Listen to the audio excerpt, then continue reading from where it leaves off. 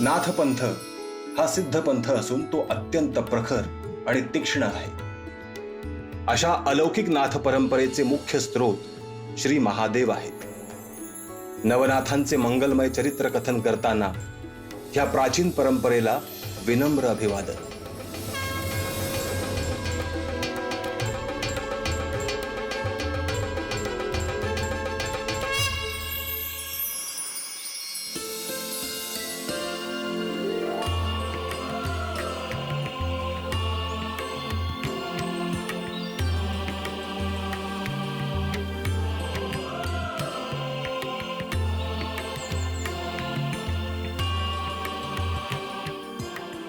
पार्वती, मी तुला जे गुप्त ज्ञान देणार आहे त्यासाठी हे स्थान अगदी योग्य आहे.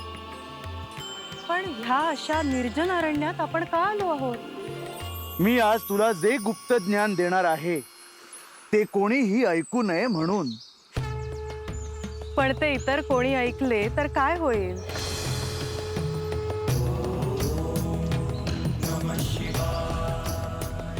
पार्वती, ते ज्ञान ऐकण्यासाठी सुद्धा योग्यता हवी, क्षमता हवी, आणि ती तुझ्यात आहे. तुम्ही मला काय सांगणार आहात हे जाणून घेण्यासाठी मी उत्सुक आहे. पार्वती, क्षण अनक्षण महत्वाचा आहे.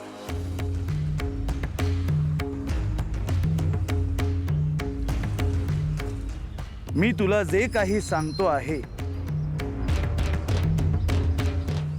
ते ऐक. मनुष्याला हा बोध नाही की तो ह्या जन्माच्या आधी काही जन्म फिरून आलेला आहे. तो वेगवेगळी शरीर वेगवेगळ्या जन्मात धारण करून आलेला आहे. सृष्टीत दिसणारे अनंत पशु कीटक ह्या चक्रातून तो गेलेला आहे. प्रत्येक जीवात असलेला आत्मा हा समान आहे. ह्याकडे जो समान दृष्टीने पाहतो तो ज्ञानी होय.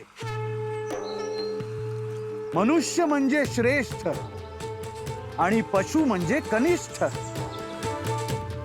असे नाही. पशु, पक्षी, प्राणी, कीटक यांच्याविषयी ज्याच्याकडे करुणा भाव आहे तो मला अत्यंत प्रिय आहे.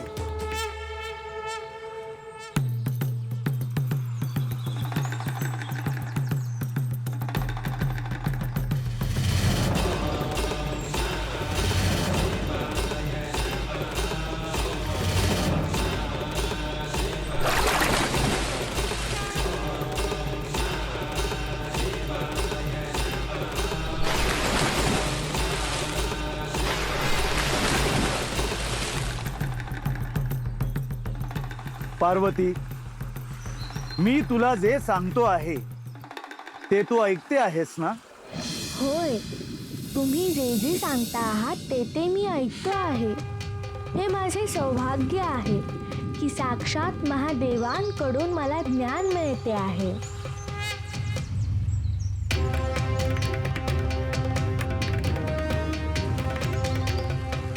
पार्वती,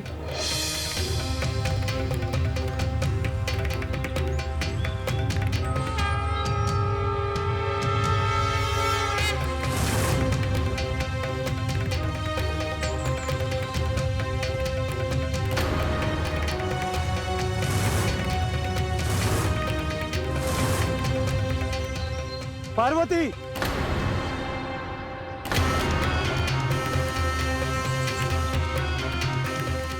क्षमा करा स्वामी.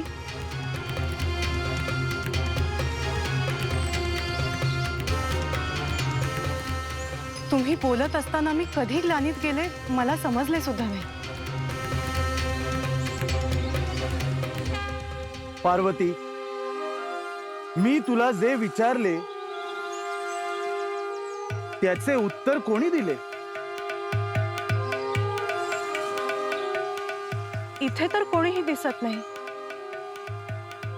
ह्या निर्जन स्थानी असे कोण आहे जे मी सांगितलेले गुप्त ज्ञान ऐकतो आहे? तुम्ही सांगितलेला प्रत्येक शब्द मी ऐकतो आहे.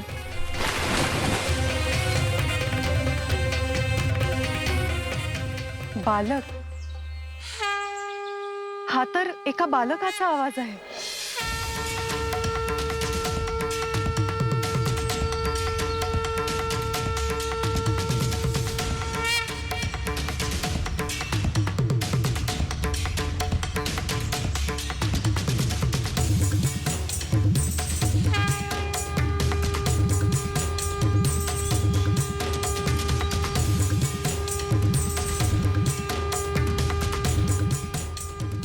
कोण आहे हा बालक आणि कुठे आहे? बालक माशाच्या गर्भात आहे आणि तो दिव्य मासा समुद्रात विहरतो आहे. परंतु मनुष्याचा गर्भ माशाच्या पोटात कसं शक्य आहे? तेही एक रहस्य आहे. मला असं वाटतं हे रहस्य तुम्ही मला सांगावं.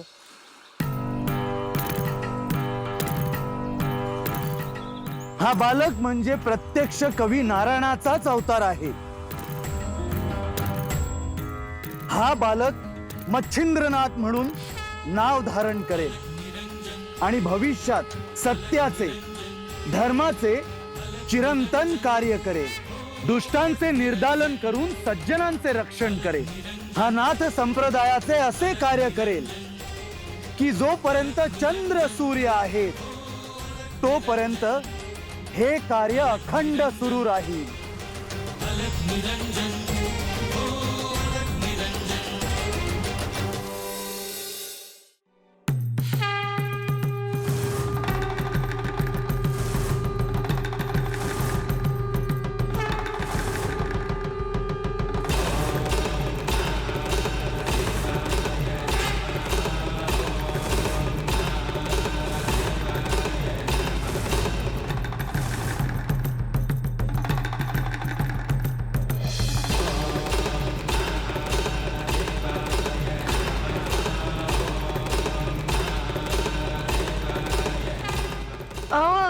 काय झालं? अगं मला डमरूचा आवाज आला. हाय, बर अजून काय? अगं डमरूचा आवाज म्हणजे शंभूशंकर इथेच कुठेतरी असतील बघ. तुमचं काहीतरीच असतं बघा. अगं खरं सांगतोय मी, तपान नाही पडलं मला. अहो आपल्याला पोरबाळ नाही ना, त्याचा विचार करता तुम्ही दिसभर आणि रातच्याला माशी जाग येते. बरं आता माझं ऐका, दुसरं लगीन करून टाका एकदाच. उगं काय बी बोलू नको खोळ्यागत. त्या पहाड झाल्या, काहीतरी शुभ घडणार बघ आज.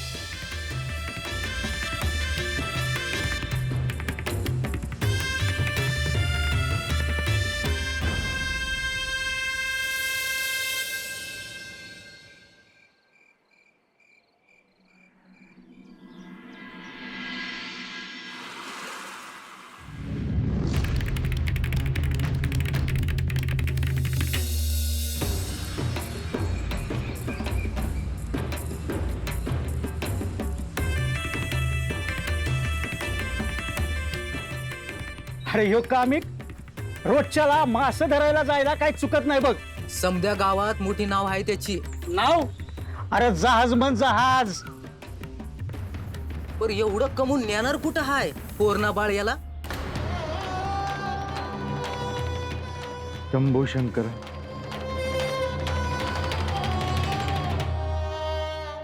अरे पण ह्या कामिकला काय फरक पडत नाही. त्यो आणि त्याचं काम बस.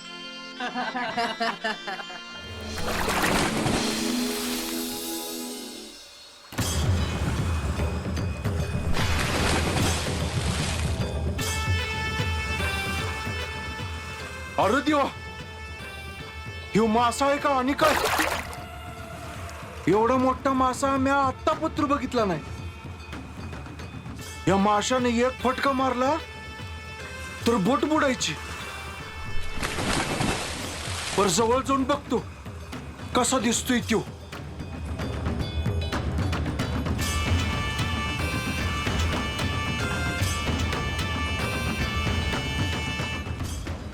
शंभू महादेवा, आज पहाटच्यालाच डमरूचा आवाज ऐकला होता तेव्हाच मला कळालं होतं आज काहीतरी चांगलं घडणार आहे.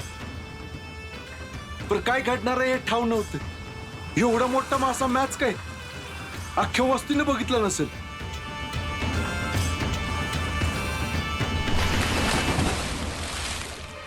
अरे किती पळतोय ह्यो.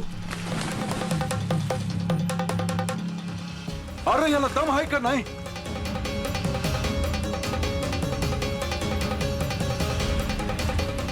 अरे ह्यो तर किनाऱ्याकडे चाललाय. तिकडे काय गाठोड यायचं.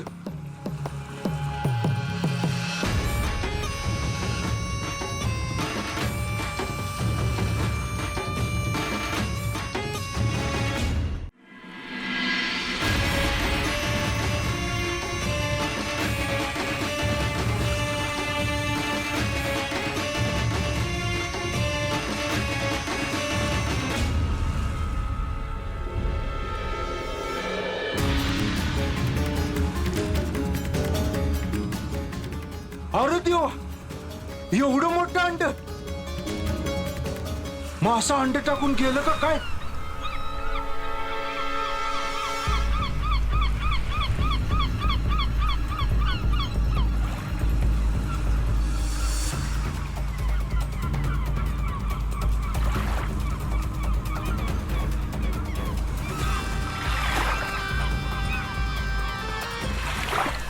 आता हे काय अंड्याला घट ठेवायची नाही.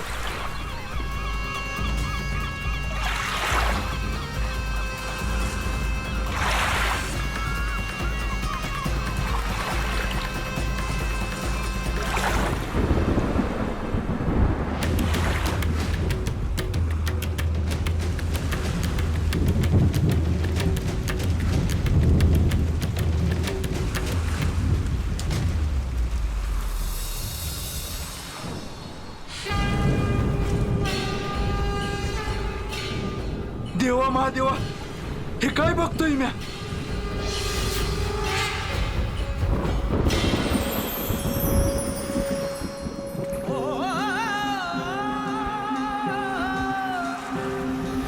भस्मांकित शिवस्वरूप ललाटी शोभत त्रिपुंड सिद्ध योगी वितरागी धग धगते तेज कुंड सज्जनासी संजीवन दुरितांपे निर्दालन एकनाद व्यापुनी त्रिभुवन. अलख निरंजन अलख निरंजन अलख निरंजन हो. अलख निरंजन अलख निरंजन अलख निरंजन हो. अलख निरंजन अलख निरंजन अलख निरंजन हो. अलख निरंजन. हे बाळ दिव्य स्वरूप आहे, त्याचा स्वीकार कर आणि मायेने सांभाळ कर. हे साक्षात परमेश्वराचे तेज आहे. या बाळाचे नाव मच्छिंद्र ठेव. मच्छिंद्र.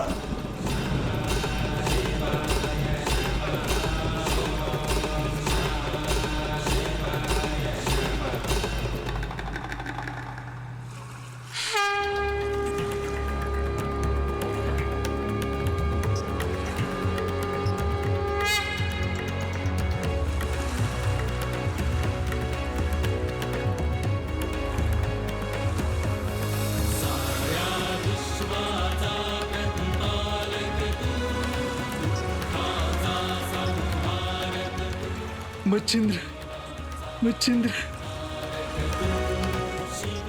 आज मी बाजारला.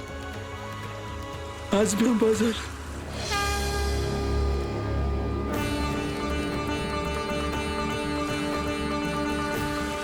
शंभो शंकर.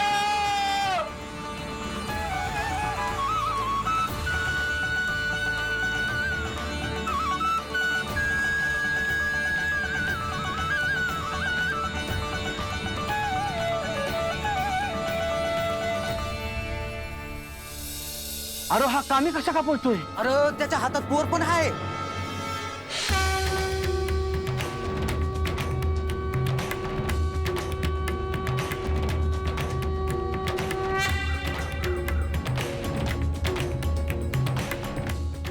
अरे कामी घ्या पोर कोणाचा आहे?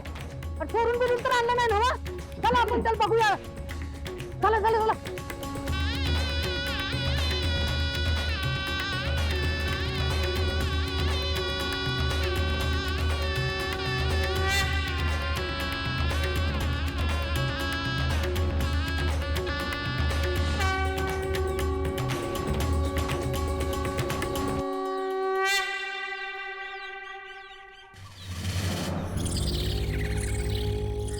कामी बाहेरचं पोर घेऊन आलाय आणि ते बी मला न विचारता. गावात कोणी यायचं आणि कोणी जायचं हे म्या ठरवित असतोय.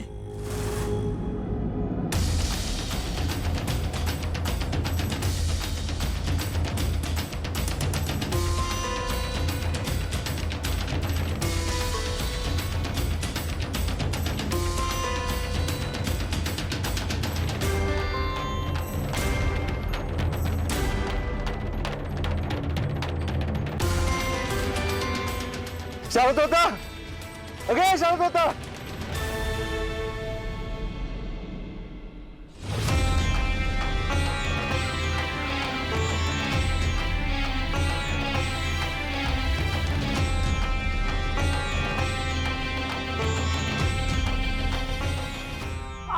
काय हे समजा गाव जमा झालं.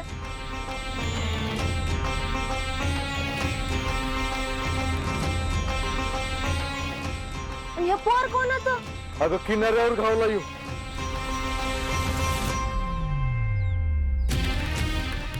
अरे पण कसं गावलं ते सांग ना. माशाचं लय मोठं अंड होतं त्यातनं बाहेर आलं बघ हे पोर.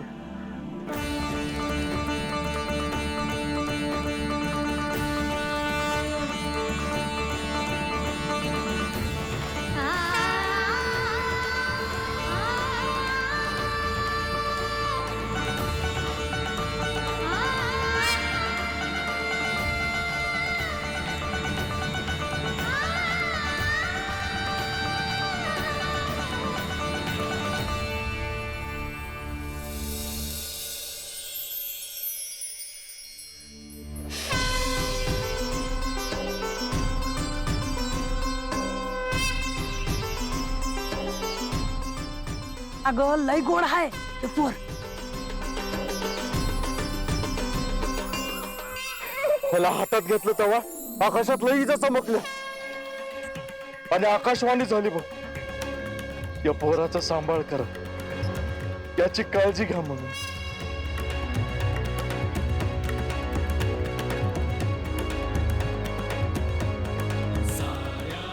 अगं हातात तर घे.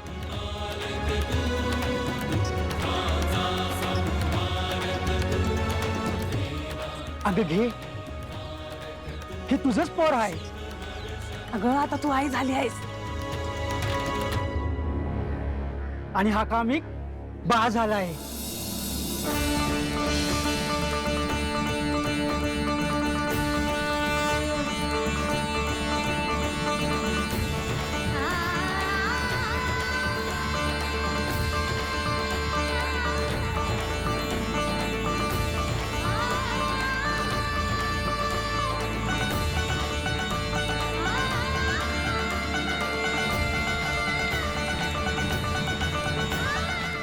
शरत होता त्याला आपण लहानाचं मोठे करायचं बोल. अगं देवानच दिलंय आपल्याला हे पोर. याला मी नुसतं मोठं नाही करणार. माझ्या तळ हाताच्या फोडासारखं जपवलं.